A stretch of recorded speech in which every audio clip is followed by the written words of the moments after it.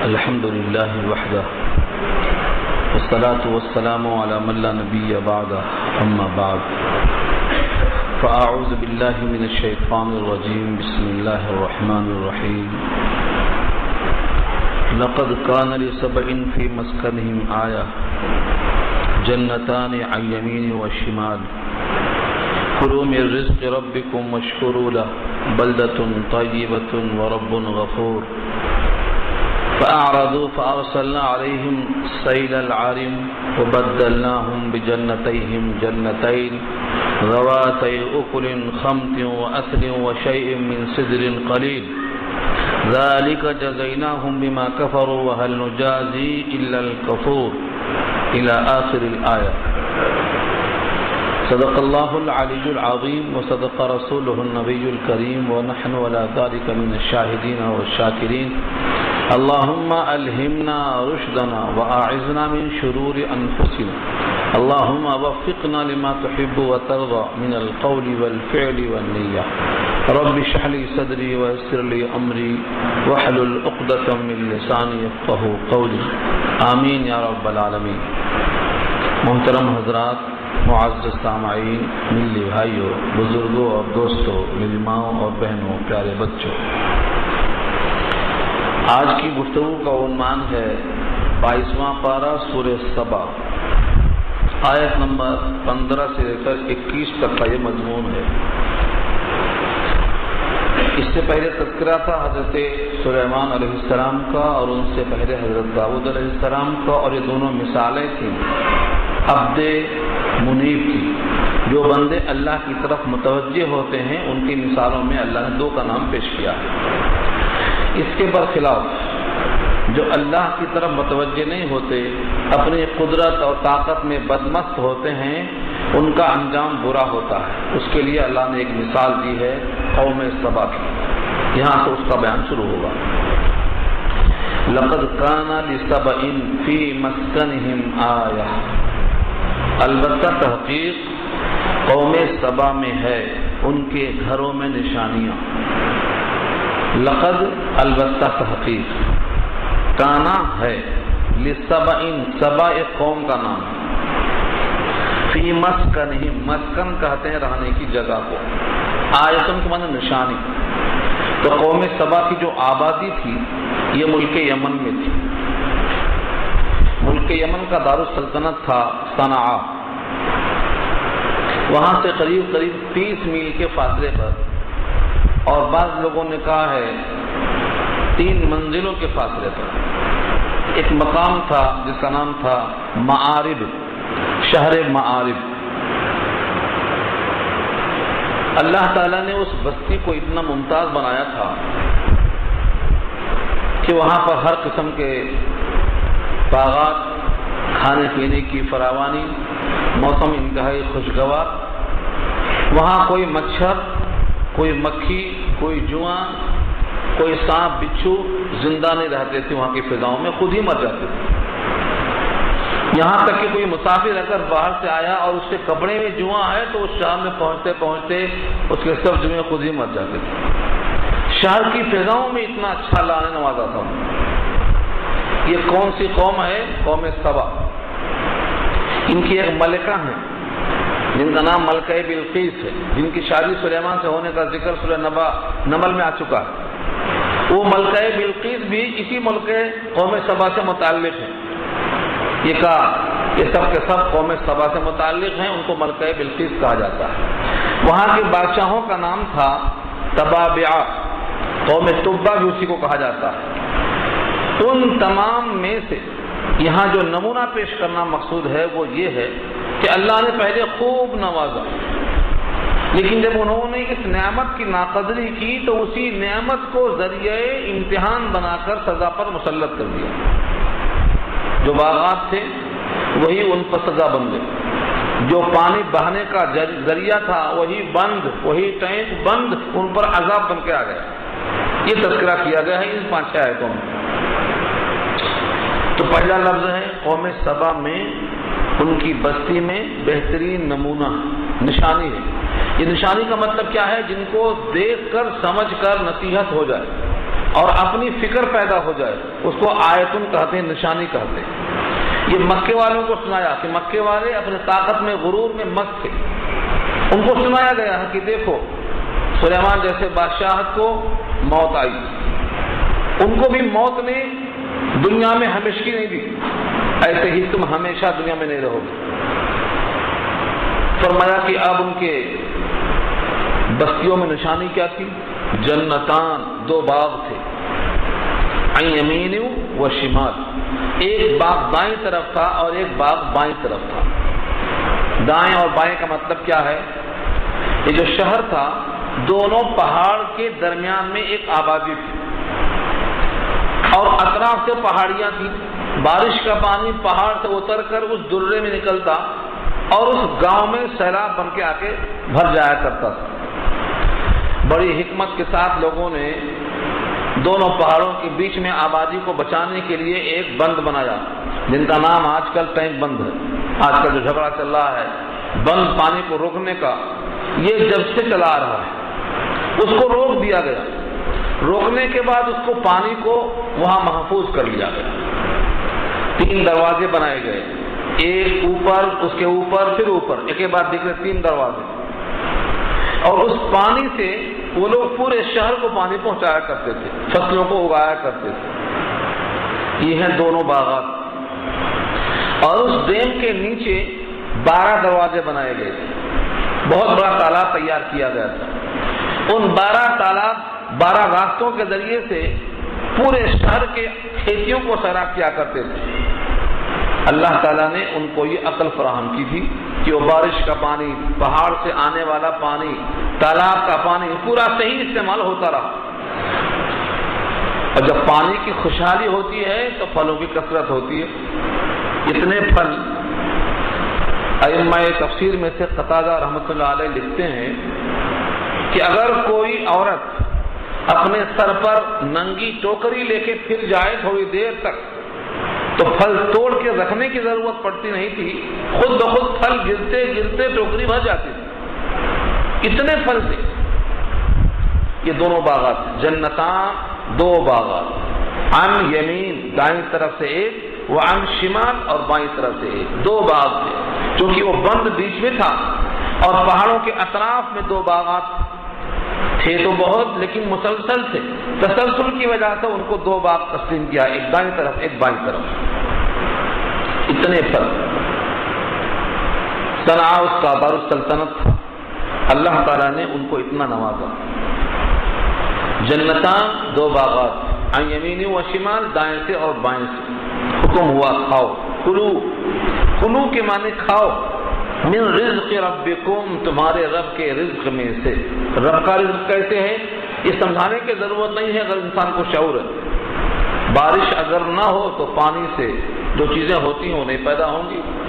پانی اللہ نے بھیجا ہے جو سبب بنا ہے رزق کا، لہذا اس کو رزاق کہا گیا ہے، اسی کا رزق ہے یہ۔ درختوں سے ہوں یا زراعت سے ہوں، یہ سب پانی کے طفیل میں ہیں اور پانی اللہ نے بھیجا ہے۔ من رزق ربکم، اپنے رب کے رزق سے کھاؤ، اور کھانے کے ساتھ فرمایا واشکروا لہ، اس کے لیے شکریہ ادا کرو۔ شکر کے معنی صرف زبان سے شکریہ کہہ دینا کافی نہیں۔ شکر 2 قسم کا ہوتا ہے، ایک شکر ہوتا ہے لسانی، زبان سے الحمدللہ کہنا، یہ بھی شکر ہے، اور ایک شکر یہ ہوتا ہے عملی، اور وہ یہ ہے کہ نعمت دینے والے کی نعمت کا اعتراف ہو اور اس کی نعمت کو اس کی مرضی میں استعمال کرتا ہو، تب جا کر کے وہ بندہ شاکر کہلائے گا۔ واشکروا لہ، اس کا شکر ادا کرو، اللہ نے فرمایا۔ اور شکر ادا کرنے سے 2 فائدے۔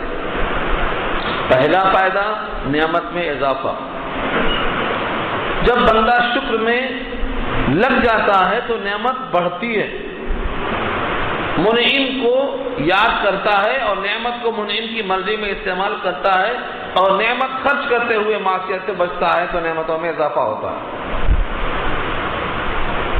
اور دوسرے، اللہ تعالیٰ سخی سے پیار کرتا ہے۔ جب کوئی بندہ شکر ادا کرتا ہے، سخاوت پر آمادہ ہوتا ہے، تو وہ اللہ سے قریب ہوتا ہے۔ فرمایا کھاؤ اپنے رب کے رزق میں سے اور اس کا شکر ادا کرو. بلدتن طیبتن ورب غفور. بلدتن کی صفت ہے طیبتن. بلدتن کے معنی شہر، اور شہر کی صفت کیا کہا اللہ نے؟ طیبہ، پاکیزہ. کسی شہر کا پاکیزہ ہونا اللہ کی نگاہ میں، آپ سوچ سکتے ہیں کہ وہ شہر کیسا ہوگا. اللہ نے یہ نہیں کہا کہ وہ گھر پاکیزہ، بلکہ فرمایا بلدتن طیبتن، پورا شہر پاکیزہ. یعنی اس میں اللہ کی طرف سے پاکیزگی کا ماحول کیا تھا؟ ابھی میں نے عرض کیا آپ سے کہ مچھر بھی نہیں، مکھی بھی نہیں، سانپ اور بچھو بھی نہیں، کوئی موذی جانور، حشرات الارض، کیڑے مکوڑے نہیں. یہ ہے بلدتن طیبہ. تو کھانے کے لیے پھل ہے، رہنے کے لیے ایسی خوشگوار فضا ہے. اس میں آدمی اللہ کا کتنا شکر ادا کرنا چاہیے. یہ بڑی نعمتیں ہیں. کھاؤ اور پیو پاکیزہ شہر میں، اور کھانے پینے کے بعد کسی آئندہ کا خدشہ اندیشہ نہیں. فرمایا ورب غفور، اور رب بھی کیسا ہے؟ مغفرت کرنے والا ہے. یعنی اگر اس پاکیزہ شہر میں شکریہ ادا کرنے میں کچھ کوتاہی ہو جائے تو مواخذہ نہیں ہوگا، بلکہ اوپر سے رب ایسا ہے جو غفور ہے. رب کی کتنی صفتیں ہیں؟ اللہ کی 99 صفتوں میں سے اللہ نے لفظ رب کے ساتھ استعمال کیا غفور، کہ وہ رب مغفرت کرنے والا ہے. چھوٹی موٹی خطائیں وہ خود ہی معاف کر دیتا ہے. تو ایک تو دنیا کا عائش ہوا، اور دوسرے آئندہ اگر شکر میں کچھ کمی رہ گئی تو آئندہ اللہ نے وعدہ فرمایا کہ وہ بہت مغفرت کرنے والا ہے، رب الغفور. یہ انعام ہوا ایک آیت میں. قوم نے کیا کیا؟ قوم سبا نے اس انعام کا احترام کرنے کے بجائے کیا کیا؟ منمانی شروع کر دیا، بغاوت جس کا نام ہے. فاعرضوا، انہوں نے اعراض کیا. اعراض کے معنی منہ پھیر لینا، چلے جانا، اس کا نام اعراض ہے.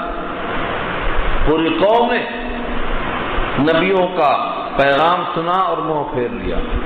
یہ کب کا واقعہ ہے؟ لکھا ہے حضرت عیسیٰ علیہ السلام کے بعد اور نبی کریم صلی اللہ علیہ وسلم سے پہلے. اگرچہ کوئی نبی آنے کا ثبوت نہیں ہے، یہ 500 برس کا فاصلہ جو ہے زمانے فترت کہلاتا ہے، لیکن یہ بند جو اس آیت میں آ رہا ہے اس کے ٹوٹنے کا واقعہ فترت ہی کا لکھا. اگرچہ حضرت عیسیٰ سے پہلے وہ انبیاء آئے، ان کے پاس کم سے کم 13 نبی آئے، 13 انبیاء کرام تشریف لائے. انہوں نے ان میں سے ہر ایک کا انکار کیا، اعراض کر لیا، منہ پھیر لیا. مگر اللہ تعالیٰ نے ایک بات دیگرے 13 نبیوں کی مخالفت کو اس زمین پر اس پاکیزہ شہر میں برداشت کیا. لیکن جب زمانے فترت آیا، حضرت عیسیٰ کے بعد کا وقت آیا، تو ان پر اللہ نے اسی پانی کو، اسی بند کو جس سے شرابی آیا کرتی تھی، اسی کو بنا دیا عذاب کا ذریعہ. اللہ اس پر قادر ہے. کیسا بدل دیا موقف؟ فأرسلنا عليهم سيل العرم وبدلناهم بجنتيهم جنتين ذواتي أكل خمط وأثل وشيء من سدر قليل. ایک آیت میں نقشہ بدل دیا. فأعرضوا، انہوں نے اعراض کیا، 13 نبیوں کی مخالفت کیا، اور تحمل والے رب نے ان کو سمجھنے کا موقع دیا. کیا کیا؟ فأرسلنا، چھوڑ دیا ہم نے، علیہم، ان پر. کیا چھوڑ دیا ان پر؟ سیل. سیل کے معنی پانی کا بہاؤ، العرم کے معنی وہی بند. عرم کے معنی آتے ہیں بند کے، پانی کا بہاؤ. کون سے پانی کا بہاؤ؟ عرم کا سیلاب چھوڑ دیا. لکھا ہے، وہاں کی تاریخ کو لکھا ہے کہ چوہوں سے عذاب آئے. چوہوں کو اللہ تعالیٰ نے اس بند کو چال دینے کا حکم دیا. پورے چوہوں نے اس بند کو چال دیا، اور جب سیلاب کا وقت آیا، بارش آئی، تو وہ بند پورا کا پورا پوشیدہ ہو چکا تھا. چوہوں کے چالنے کی وجہ سے پانی کے زور کو برداشت نہیں کر سکا، پورا پانی نکل گیا. اور وہ پانی سے جو شہر محفوظ تھے، اس بند کی وجہ سے ایک دم سے پورے کے پورے پورا شہر معارف اسی پانی کی زد میں آ گیا. وہاں کے بعد تاریخ دان نے لکھا ہے اس آیت کی تشریح کرتے ہوئے لکھتے ہیں مفتی شفیع صاحب علیہ الرحمہ کہ چوہوں کو وہاں دیکھ کر لوگوں نے بلیاں پالی تھی. چوہوں نے بلیاں، چوہے بلی کا کھیل تو آپ لوگ جانتے ہیں، مگر یہ سب مخلوق ہیں اللہ کی. بندے اللہ کا حکم توڑ سکتے ہیں لیکن یہ مخلوق اللہ کا حکم نہیں توڑتے. یہاں لکھا ہے کہ چوہوں سے بلیوں کو اور بلیوں سے چوہوں کو، جو آنکھ مچولی کا کھیل ہے سب جانتے ہیں، اس کے باوجود جب وقت آیا تو یہ چوہے بلیوں پر غالب آ گئے. چوہے بلیوں پر غالب آ گئے اور ان کے سوراخوں میں بلیاں نہیں گھس سکی. نتیجہ یہ ہوا کہ انہوں نے پورا چال دیا اور جب تک اللہ نے چاہا تھا جب تک ان چوہوں سے حفاظت کیا تھا. بہت زمانے تک وہ لوگ اس سے فائدہ اٹھاتے رہے، لیکن جب وقت آ گیا، تقدیر کا لکھا ہوا غالب آیا تو چوہے بلیوں پر غالب آ گئے. علامہ سعدی نے لکھا ہے جب بلی کو دروازہ بند کر کے ماریں گے تو بلی تم پر بھی کود پڑے گی. اور کتے کا بھی حال یہی ہے. کتا بلی ان کا بھی چلتا ہے کھیل. بلی گھبراتی ہے کتے سے لیکن جب مایوس ہوتی ہے تو کتے پہ حملہ کر بیٹھتی ہے. ایسے بھی انسان کا بھی حال ہے. بہت کمزور انسان ہے، جب بے بس ہو جاتا، عاجز ہو جاتا تو کوئی بڑا قدم اٹھا بیٹھتا ہے. تو یہ سب فطرت اللہ تعالیٰ نے ان چوہوں پر اتنا طاقت دیا کہ بلیوں پر غالب آ گئے اور پورا کا پورا بند ٹوٹ گیا. بعض کاہنوں نے وہاں نقل کیا ہے کہ ایک صاحب نے دیکھا کہ چوہے وہاں نظر آ رہے ہیں تو سمجھ گئے کہ اب یہ تباہ ہونے والا ہے. انہوں نے اپنی زمینوں کو بیچ دیا، اپنے کاروبار کو فروخت کر دیا اور اپنے جو بھی سامان تھے سمیٹنے کے بعد لوگوں کو اطلاع کیا کہ چوہے آ گئے اور اس کی خرابی چوہوں سے لکھی ہوئی ہے تاریخ میں، لہذا جن کو بچنا ہے یہاں سے نکل جاؤ. کچھ لوگوں نے جو سبا کے 6 بیٹے تھے یمن میں رہ گئے اور 4 بیٹے تھے جو باہر نکل گئے. اس کی تاریخ میں بہت لمبی چوڑی تشریح لکھا ہے. 6 جو نکلے ہیں وہاں اطراف میں پھیل گئے، ساری کائنات میں پھیل گئے. جو مدینے میں کچھ لوگ آئے، کچھ یثرب میں آئے جس کا پرانا نام یثرب تھا، وہاں بھی آئے. اوس اور خزرج کا جو قبیلہ تھا یہ وہیں سے آیا ہوا تھا. قبیلہ غطفان وہیں سے آیا ہوا تھا. اس طریقے سے 10 بیٹے ان کے پورے کے پورے یہاں وہاں پھیل گئے. اللہ تعالیٰ نے اس بند کو ایسا توڑ دیا کہ وہ جو 2 باغات تھے وہ 2 باغات پانی کی نظر ہو گئے، بہہ گئے.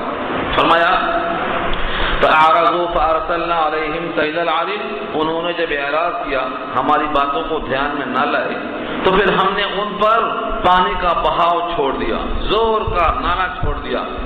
وَبَدَّلْنَاهُمْ، اور بدل ڈالا ہم نے ان کو بِجَنَّتَيْهِمْ، ان کے 2 باغوں کے بدلے جنتین، دوسرے 2 باغ.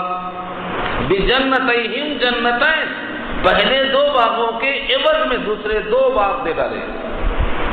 باغ تو یہ بھی تھے، باغ وہ بھی تھے، مگر دونوں باغوں میں فرق اللہ نے خود بیان کر دیا ہے. ہر انسان برابر نہیں ہوتے، ایسے ہر باغ برابر نہیں ہوتے. ان باغوں سے نعمتیں برس رہی تھی اور ان باغوں سے اللہ کا عذاب برس رہا. بجنتین، 2 جنت یعنی 2 باغ، اس میں جو بے لگا ہوا ہے وہ با عوضیہ ہے. بجنتیہم، ان کے 2 باغوں کے بدلے میں جنتین، 2 باغ دیے. وہ باغ کیسے تھے وہ آپ سن چکے ہیں. اتنے پھل والے کہ اگر کوئی ننگی ٹوکری سر پہ رکھے چلا جائے تو تھوڑی دور چلنے کے بعد اس کے سر پہ ٹوکرا خود ہی پھلوں سے بھر جائے، توڑ کے بھرنے کی ضرورت نہیں. جب وہ باغات تھے، اب یہ باغات کہتے ہیں ذواتی اکل خمط واصل وشیء من سدر قلیل. یہ سب اوصاف ہیں اس باغ کی. ذواتے مانے والے، زو کی تسنیہ ذواتی ہے. اکل کے معنی میوہ، جن میں کچھ میوہ، مگر میوہ کیسا تھا؟ خمط، کسیلا. کسیلا کہتے ہیں کڑوا کسالا جس کو ہم بولتے ہیں، کسیلا. پھل میں مٹھاس نہیں، پھل میں کوئی ذائقہ نہیں، تو کہتے ہیں کسیلا.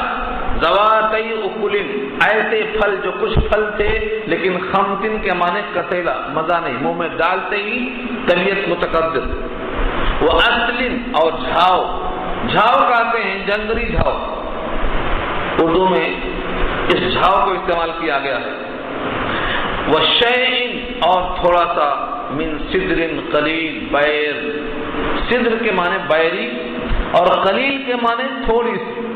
اصل میں بیری دو قسم کی ہوتی ہے، ایک تو بیری ایسی ہوتی ہے جو بہت شیریں ہوتی ہے، بہت میٹھی ہوتی ہے، بہت بڑی ہوتی ہے، اس میں کانٹے کم ہوتے ہیں، پھل اور رس زیادہ ہوتا ہے، انتہائی میٹھی ہوتی ہے۔ اور ایک بیری وہ ہوتی ہے جس میں پھل چھوٹے ہوتے ہیں، گٹھلی بڑی ہوتی ہے، کانٹے زیادہ ہوتے ہیں، جھر بیری جس کو ہم بولتے ہیں۔ یہ لفظ قلیل لگا کر رب کریم فرماتے ہیں کہ چھوٹی والی بیری ہے یہ جو بہت کم پھل تھی، وشیء من سدر قلیل، تھوڑی سی بیر۔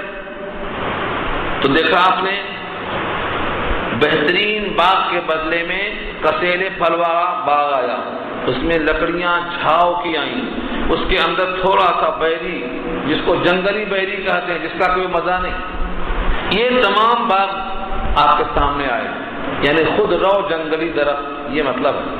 پہلے باغ لگائے گئے تھے، سیراب کیے گئے تھے، پھلدار رسیلے بنائے گئے تھے، اور یہ جو دونوں باغ ہیں یہ خود رو گھاس کی طرح اگ گئے ہیں، مزہ نہیں، ذائقہ نہیں۔ ذالک جزیناہم، خود سے نہیں پیدا ہو گئے، فرمایا ذالک، یہ جزینا، جزا دیا ہم نے ان کو، جزیناہم، ہم نے ان کو یہ بدلہ دیا، کیوں؟ بما کفروا، ان کے ناشکری کی وجہ سے۔ یہاں کفرو سے مراد کفران نعمت ہے، ناشکری جس کو کہتے ہیں۔ کفر دو قسم کا ہوتا ہے، اچھی طرح ذہن نشین کر لو، کفر کی دو قسمیں ہیں۔ یہاں پر کفرو سے وہی ایک قسم مراد ہے۔ ہم سمجھتے ہیں کفر مانے کافر، نہیں، کفر کے معنی کفران عقیدہ یا کفران عمل۔ نبی صلی اللہ علیہ وسلم نے فرمایا جہنم میں زیادہ میں نے عورتوں کو دیکھا ہے، بخاری کی روایت، رأیت اکثر اہلها النساء، میں نے عورتوں کو جہنم میں زیادہ دیکھا۔ تو صحابہ میں سے جو خواتین تھیں انہوں نے پوچھا وہ بیما یا رسول اللہ، اس کی کیا وجہ ہے، ریزن کیا ہے؟ فرمایا یکفرنا، وہ کفر کرتی ہے، ترجمہ ہوتا اردو میں یکفرنا، ان کے کفر کی وجہ سے، یا ایک الفاظ میں ہے وہ بھی کفرہن، ان کے کفر کی وجہ سے۔ پھر صحابہ نے کھود کے پوچھا ایکفرن باللہ، کیا ان کا کفر اللہ کے ساتھ ہے؟ فرمایا کفران العشیر، شوہروں کے ساتھ ہے۔ پھر اس کی وضاحت فرمایا اگر تم میں سے کوئی ان کے ساتھ زندگی بھر بہترین سلوک کرتا رہے، خوشیاں دیتا رہے، اور کبھی کوئی چیز ان کی مرضی کے خلاف پیش آئی تو کہتی ہیں تمہارے ساتھ جب سے ہوں میرا مقدر پھوٹ گیا، ایک دن میں تکلیف کو برداشت نہیں کیا، زندگی بھر کی راحتوں پر پانی پھیر دیا۔ حضور پاک نے اس کو کفران العشیر کہا، لفظ کفر استعمال کیا، شوہر کی ناشکری بھی کفران عشیر میں آئی۔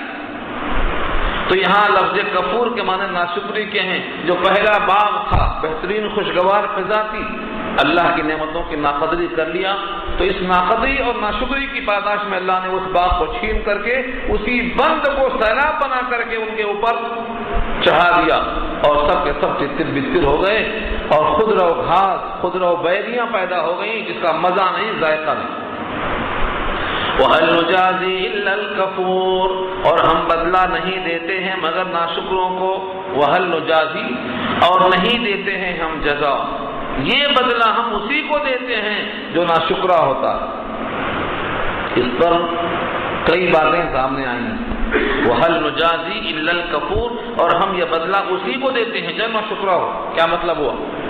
جو مکمل ناشکری کرتا ہو ایسا عذاب، عام عذاب اسی کو ہم دیتے ہیں۔ اگر تھوڑا بہت ناشکری ہو گئی، تھوڑا بہت غلطی ہو گئی تو اللہ معاف کر دیتے ہیں، جس کا ذکر سورہ شورى میں آیا ہے، وَيَعْفُو عَنْ كَثِيرٍ، زیادہ کو تو اللہ خود ہی معاف کر دیتے ہیں، پکڑ بہت کم پہ ہوتی ہے۔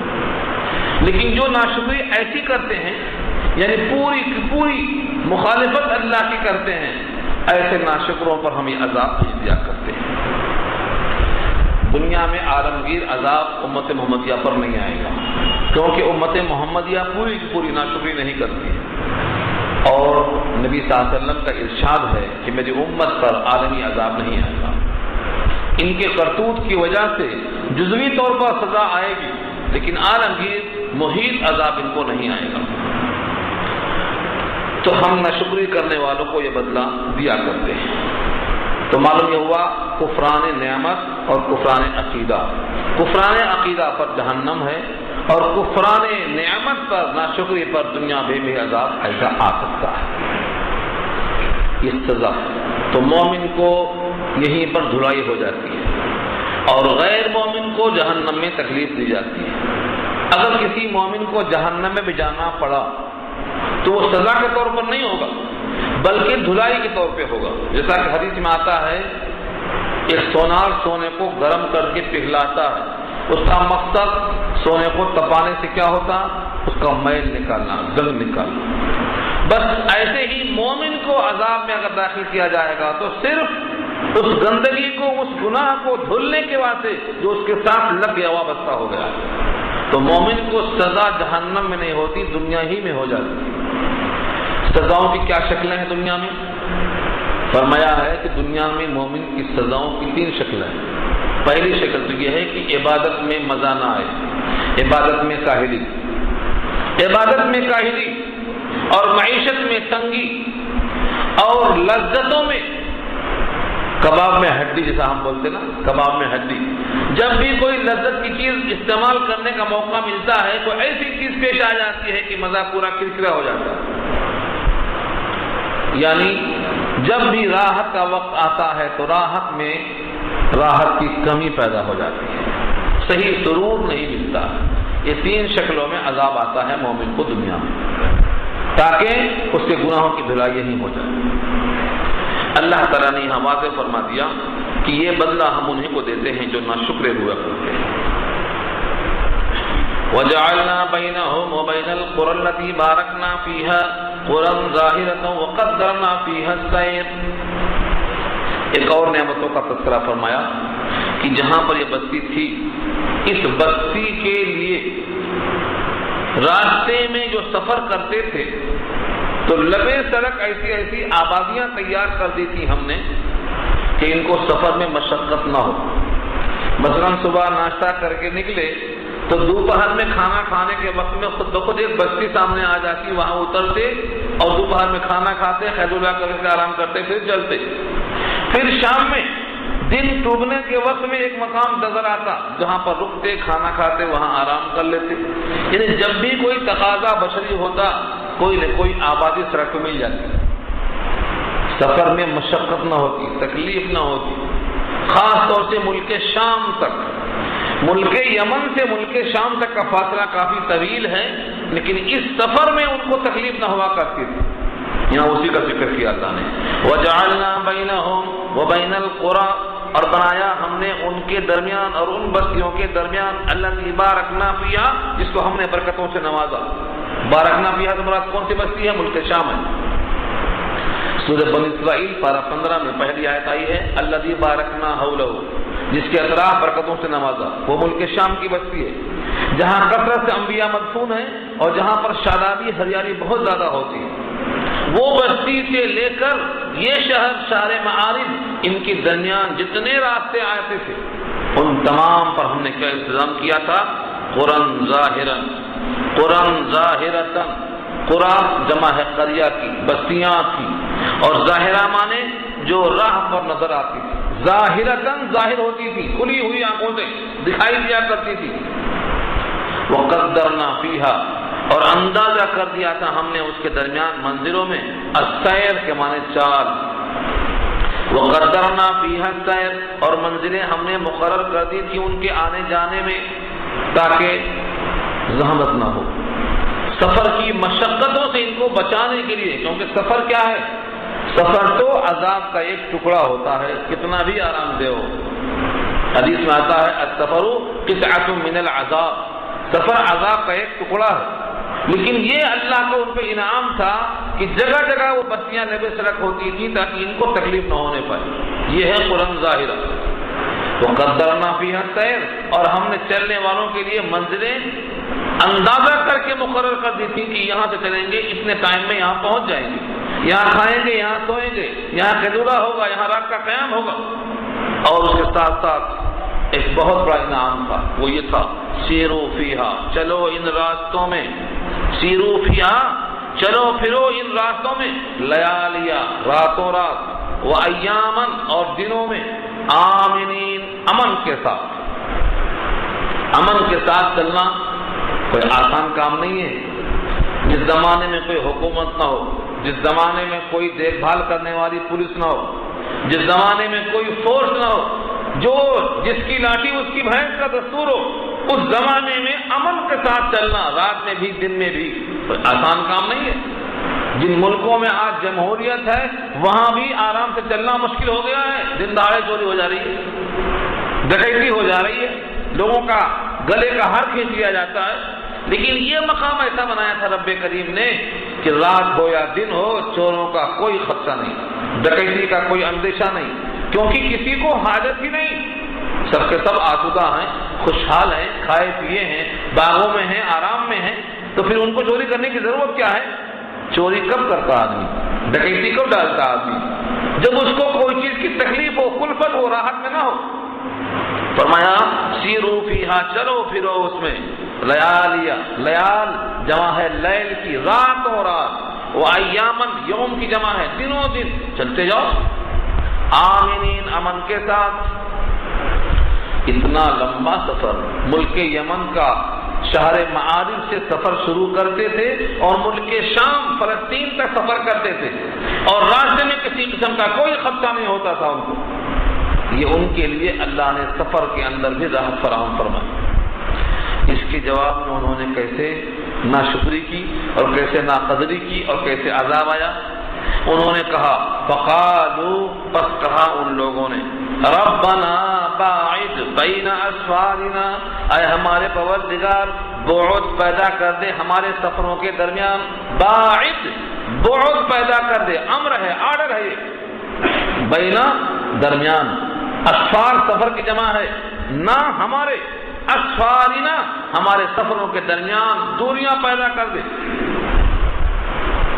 آپ سوچتے ہوں گے یہ کیوں کہا سفر میں دوریاں پیدا کر دے؟ کیونکہ وہ لوگ چاہتے تھے یہ سفر کوئی سفر ہے، اس میں مزہ ہی نہیں آتا ہے۔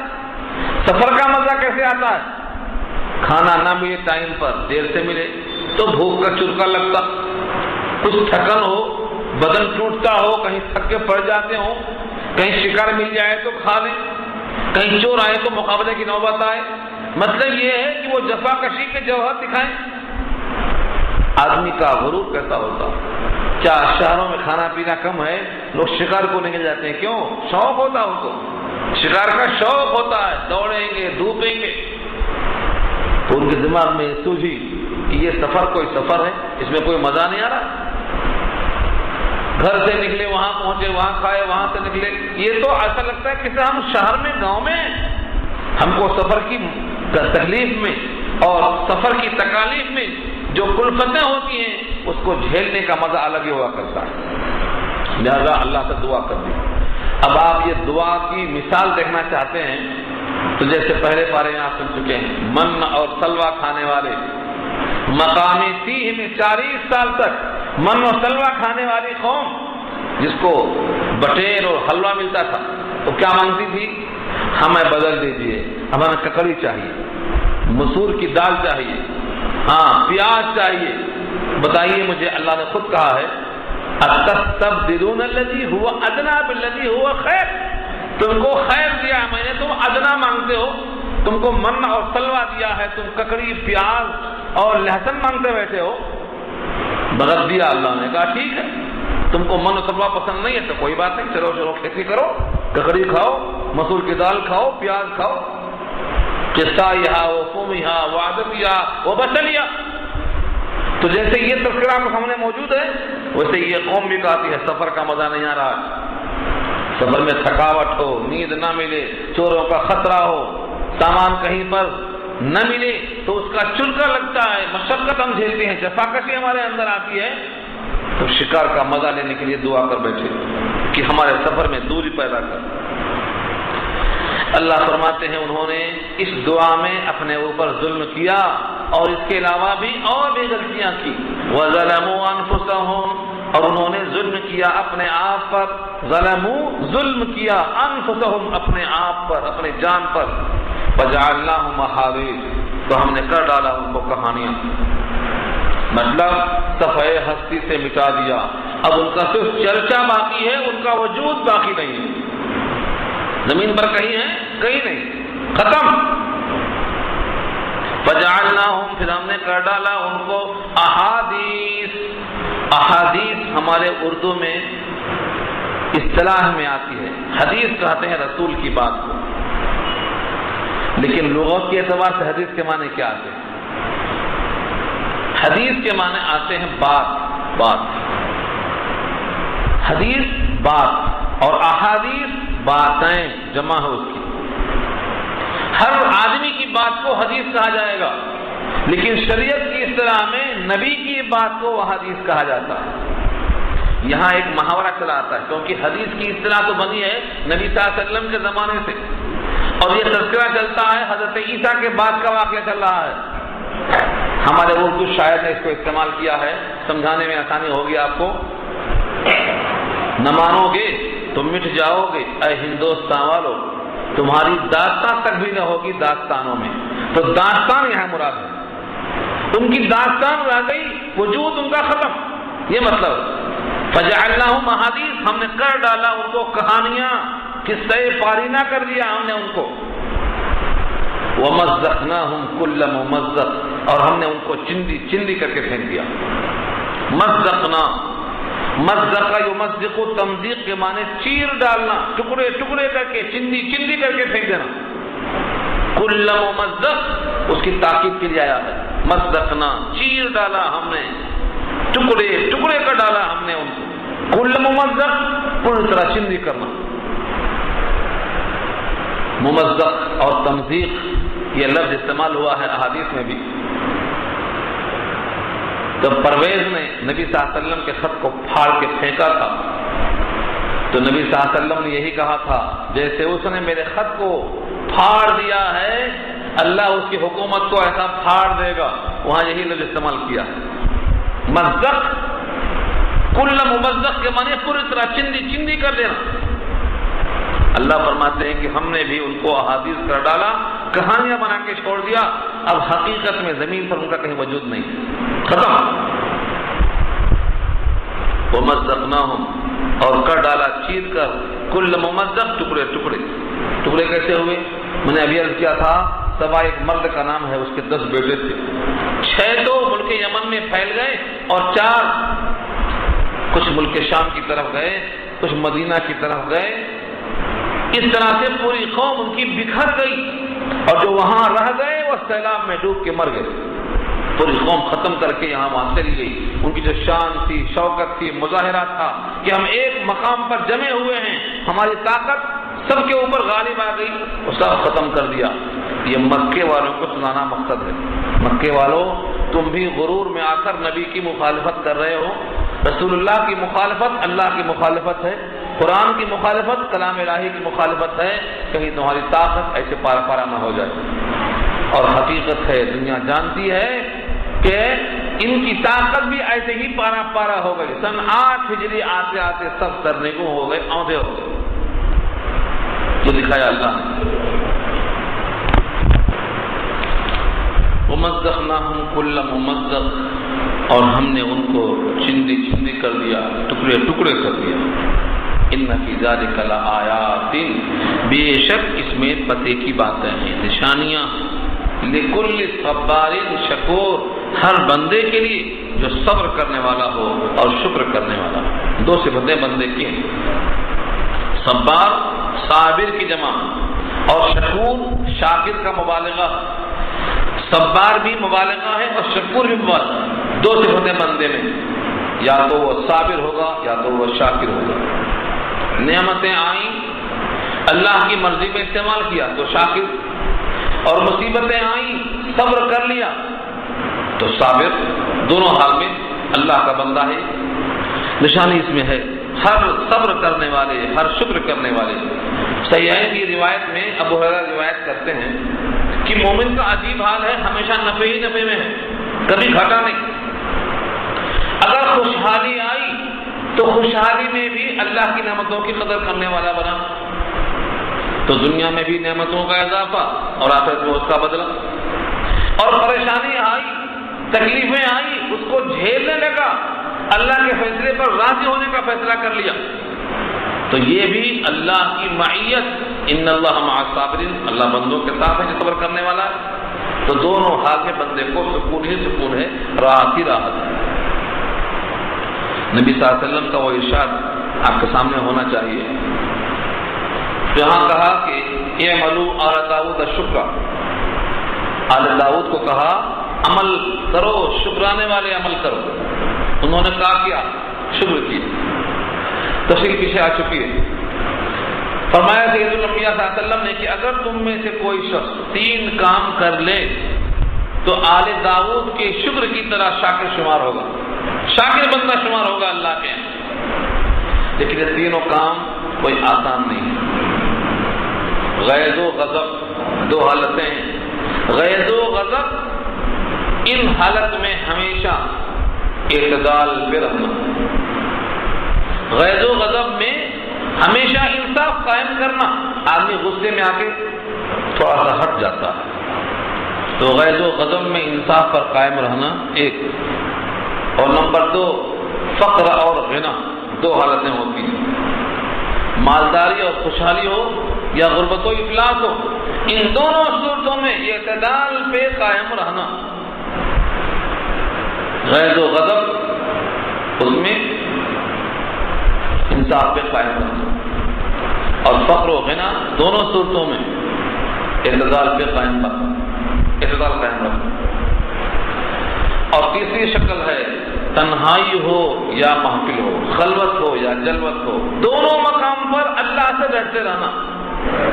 بس تنہائی میں جہاں تمہارے اور اللہ کے درمیان میں کوئی حائل نہیں ہے، آپ کا حساب وہاں بھی صاف ہو، آپ کا معاملہ وہاں بھی صاف ہو، میں اپنے رب کے سامنے اپنا حساب پیش کر سکوں، یعنی تنہائی میں، خلوت میں، جلوت میں، دونوں حالت میں اللہ سے ڈرنا، فقر اور غنا دونوں صورتوں میں اعتدال قائم کرنا، غصہ ہو، غضب ہو یا عام سکون کی حالت ہو، دونوں صورتوں میں امن پر اور انصاف پر قائم رہنا۔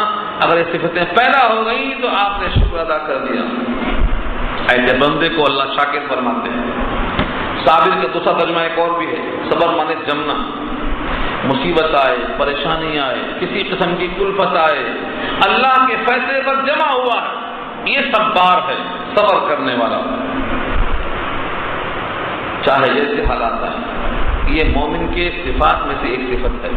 ہم نے ایک حدیث سنایا تھا، آپ کو تازہ کر لیجیے۔ نبی صلی اللہ علیہ وسلم داخل ہوئے صحابہ کرام پر، انصاری صحابہ بیٹھے ہوئے تھے۔ آپ نے سوال کیا کیا تم سب مومن ہو؟ تم سب مومن ہو؟ سوال کیا، سب کے سب ڈر گئے کہ نیا سوال ہے یہ، سب کے سب خوفزدہ ہو گئے۔ حضرت عمر نے بڑی ہمت کیا اور فرمایا نام یا رسول اللہ، ہم مومن۔ فرمایا وما علامت ایمانکم، تمہارے ایمان کی علامت کیا ہے؟ فرمایا نشکر علی الرخاء ونصبر علی البلاء ونرضى بالقضاء۔ نشکر علی الرخاء، خوشحالی پر ہم شکر کرتے ہیں، بلاؤں پر ہم صبر کرتے ہیں، ونرضى بالقضاء، اور جو فیصلہ اللہ کا ہوتا ہے اس پر ہم راضی ہوتے ہیں۔ یہ 3 صفتیں ہمارے اندر موجود ہیں، یہ ایمان کی علامت۔ آقا نے کیا کہا؟ مؤمنون انتم ورب الکعبہ، رب کعبہ کی قسم کہ تم مومن ہو۔ یہ اوصاف ہے مومن کے۔ یہاں صبار اور شکور کا اشارہ کر دیا کہ اگر کسی میں صبر اور شکر کا مادہ ہے تو اس پورے واقعے میں ان کے واسطے نشانیاں موجود ہیں، اور صبر ہی نہیں ہے، شکر ہی نہیں ہے، اس کے اندر کوئی خیر نہیں ہے، تو ایسے واقعات آئیں گے اور جائیں گے، اور اس بندے کی آنکھ کی کڑی نہیں کھلے گی، یوں ہی غافل گزر جائے گا۔ اس کے بعد 2 آیتوں میں اللہ تعالیٰ نے آپ کو پیچھے لے جا کر ابلیس کا جو چیلنج تھا کہ میں آدم کی اولاد کو بھٹکا کر جہنم میں ساتھ لے جاؤں گا، اس پر ایک تبصرہ کیا ہے تاکہ لوگوں کی آنکھیں کھل جائیں. وَلَقَدْ صَدَّقَ عَلَيْهِمْ إِبْلِيسُ ظَنَّهُ فَاتَّبَعُوهُ إِلَّا فَرِيقًا مِنَ الْمُؤْمِنِينَ. اور البتہ تحقیق سچ کر دکھایا ہے ان پر ابلیس نے اپنی اٹکل، اپنا تخمینہ، فَاتَّبَعُوهُ کہ لوگوں نے اس کی اتباع کر لی، إِلَّا فَرِيقًا مگر ایک فریق، من المؤمنین ایماندار والوں میں سے. مطلب کیا ہوا؟ ایماندار والوں میں سے ایک فریق باقی ہے، بقیہ تقریباً لوگوں نے شیطان کو فالو کر لیا. یہ کون کہتا ہے؟ یہ رب کریم فرما رہے ہیں. سچ کر دکھایا ابلیس نے اپنا ظن اور تخمینہ اور اپنی اٹکل کہ لوگوں نے اس کی اتباع کر لی سوائے ایک فریق کے جو ایمان والے ہیں. مطلب کیا ہوا؟ اکثریت شیطان کے پیچھے ہے، اکثریت شیطان کے پیچھے لگ گئی اور ان میں سے جو مومن ہیں وہ اس سے بچ گئے. اب یہاں سے لوگوں کے دماغ میں ایک سوال پیدا ہوتا ہے کہ شیطان سے بچنا بڑا مشکل کام ہے. اللہ فرماتے ہیں نہیں، مشکل کام نہیں. ہم نے تمہارے اوپر اس کو اتنی طاقت نہیں دی ہے کہ تم بچنا چاہو تو نہ بچ سکو. کیا سبحان اللہ، کیا اللہ کی تدبیر دیکھو. یہ فرمایا کہ تمہارے دماغ میں یہ نہ آئے کہ وہ اتنا طاقتور ہے کہ اپنا چیلنج پورا کر رہا ہے اور سب اس کے فالوورز بن گئے، سب اس کی طاقت میں مغلوب ہو گئے. نہیں، ایسا نہیں ہے. اس کو فالو کرنے میں اپنے اپنے خواہشوں کا بدل ہے. اس کی طاقت کا غلبہ تمہارے اوپر نہیں ہے. ہم نے اس کو کتنا دیا اختیار وہ سن لو، وہ اصل چیز ہے سنانا ہے. وما كان له عليهم من سلطان إلا لنعلم من يؤمن بالآخرة ممن هو منها في شك وربك على كل شيء حفيظ. اس ایک آیت میں اللہ نے پیغام دے دیا کہ شیطان کا تم پر کتنا اثر ہے. وہ تمہیں کیا کر سکتا ہے؟ وہ تمہارا بادشاہ نہیں ہے کہ سر قلم کر دے گا. وہ تمہارا رزاق نہیں کہ کھانا پینا بند کر دے گا. وہ تمہاری سانس کا مالک نہیں کہ تمہاری روح کو قبض کر لے گا. اس کا تم پر کتنا زور ہے جتنا ہم نے اس کو دیا ہے، اور وہ یہ ہے کہ ہم صرف جاننا چاہتے ہیں ماننے والا کون ہے، شک کرنے والا کون ہے. ذرا فرق ہو جائے بس. بعض دفعہ بادشاہ اپنے بیٹوں کو دوسرے لوگوں سے لڑاتے تھے، مقابلہ کراتے تھے تاکہ بیٹے کی بہادری اور جوہر کھل کے آ جائے کہ اس میں کتنی طاقت، کتنا قوت ہے. اللہ فرماتے ہیں کہ ہم نے صرف یہ جاننا چاہا کہ مومن کون ہے اور آخرت پر شک کرنے والا کون ہے. دونوں الگ ہو جائیں، دونوں چھنٹ کے، تاکہ عمل کے بعد انصاف کرنا آسان ہو جائے. اتنی طاقت دیا ہے مشورہ بس. وما كان له عليهم من سلطان، اور نہیں ہے اس کا لوگوں پر کوئی زور. من سلطان، سلطان کے معنی بادشاہت، زور، سلطنت، دلیل، برہان. الا مگر لنعلم تاکہ ہم جان لیں من یؤمن بالآخرہ کون ایمان لاتا ہے آخرت پر، ممن هو منها ان لوگوں میں سے کہ وہی اس کے بارے میں فی شک میں ہے. یعنی شک میں کون ہے اور ایمان میں کون ہے، یقین کس کو ہے، شک کس کو ہے. اتنا جاننے کے لیے ہم نے اس کو طاقت دی ہے. اس سے بڑھ کر اور طاقت اس کے پاس نہیں ہے. اور اس طاقت کا اور تذکرہ سورہ ابراہیم پارہ 13 میں تفصیل سے آ چکا ہے. وہ قیامت میں خود کہے گا پروردگار انہوں نے میری پکار پر لبیک خود کہا ہے اور یہ اپنے عمل کے ذمہ دار ہیں. صرف میں نے ان کو دعوت دیا، انہوں نے قبول کر لیا. الا ان دعوتکم فاستجبتم لی. تو شیطان کا ہم پر اتنا زور نہیں ہے کہ وہ ہماری گردن پکڑ کے کچھ کروا سکتا ہے. ہاں چکما دیتا ہے، لائٹ میں ہمیں اچھی چیزیں دکھاتا ہے، آ جاؤ ادھر آ جاؤ یہ اچھا ہے، سبز باغ دکھاتا. اور انسان عقل مند ہونے کے باوجود اتنا نہیں جانتا کہ میرے حق میں کیا مفید ہے اور کیا مضر ہے. اسی دکھانے کے لیے اللہ نے نبیوں کو بھیجا اور کتاب کو بھیجا. وہ کتاب رہنمائی کرتی ہے کہ تمہارے لیے کیا مضر ہے کیا مفید ہے. اس کتاب کے مطابق چلیں گے تو شیطان کا چکما تمہارے خلاف کام نہیں کر سکے گا. اس لیے اس کتاب کو پکڑنا ہے مضبوطی کے ساتھ. یہ یہاں کہا گیا وَرَبُّكَ عَلَى كُلِّ شَيْءٍ حَفِيظٌ، اور آپ کا پروردگار ہر شے پر حفیظ ہے۔ حفیظ کے معنی نگہبان ہے، جس کی نگہبانی اللہ خود کرے اس کے لیے کوئی غیر کیا دخل دے سکتا ہے۔ ربک علی کل شے، کل شے کا مطلب ساتوں زمین اور ساتوں آسمان اور ان کے درمیان میں جتنی چیزیں ہیں سب کا نگہبان کون ہے؟ اللہ۔ کسی باغ کا اگر نگہبانی کرنے والا مضبوط ہے تو کوئی پر مار سکتا ہے؟ زمین اور آسمان، ساتوں زمین ساتوں آسمان، ان میں جو چیزیں ہیں یہ ہے علی کل شے، ہر شے پر حفیظ ہے، یعنی نگہبان ہے، حفاظت کرنے والا ہے۔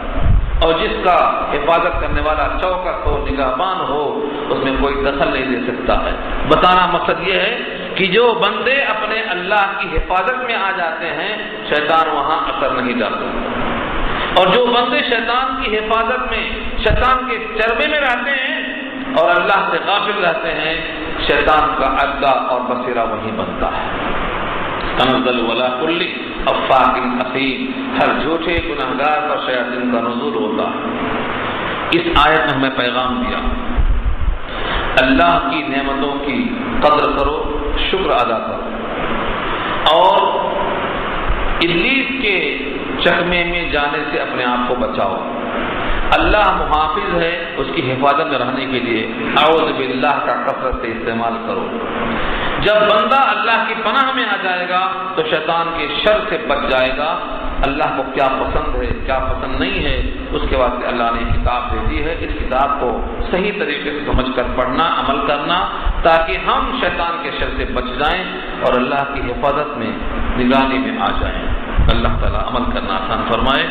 رکوع پورا ہو گیا، الحمدللہ۔ یہاں سے گفتگو آئندہ ہوگی، دعا کریں۔